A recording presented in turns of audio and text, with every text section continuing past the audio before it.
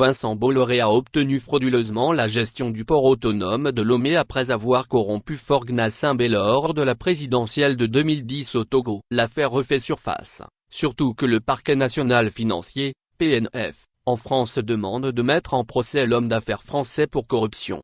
Les ports de Lomé et de Conakry sont concernés par cette affaire. Leurs attributions au groupe Bolloré entre 2009 et 2011 à ce groupe pour gestion, sont frauduleuses. Des juges financiers parisiens soupçonnent le groupe Bolloré d'avoir utilisé les activités de conseil politique de sa filiale Euro-RSCG, devenue AVA, pour décrocher frauduleusement la gestion des ports de Lomé et Conakry au bénéfice d'une autre de ses filiales, Bolloré Africa Logistique, anciennement appelée SDV. Au moment d'élections présidentielles en 2010 dans ces pays, a écrit notre confrère de Le Monde. En 2021, Vincent Bolloré, le directeur général du groupe Bolloré à l'époque, Gilles Alix et le directeur international chez AVA, Jean-Philippe Dor avaient sollicité une comparution sur reconnaissance préalable de culpabilité, CRPC. Ils avaient reconnu les faits et accepté une peine de 375 000 € d'amende lors de l'audience publique. Mais le tribunal a opposé un refus de l'homologuer et renvoyé le dossier à l'instruction. Fin novembre 2023,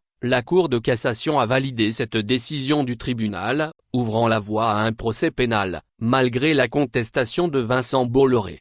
Vincent Bolloré et Gilles Alix sont accusés de corruption d'agents publics étrangers par le parquet national financier alors que Jean-Philippe Dor est accusé de complicité d'abus de confiance. Je me réjouis de la demande de renvoi dans ce lourd dossier qui dure depuis 2013.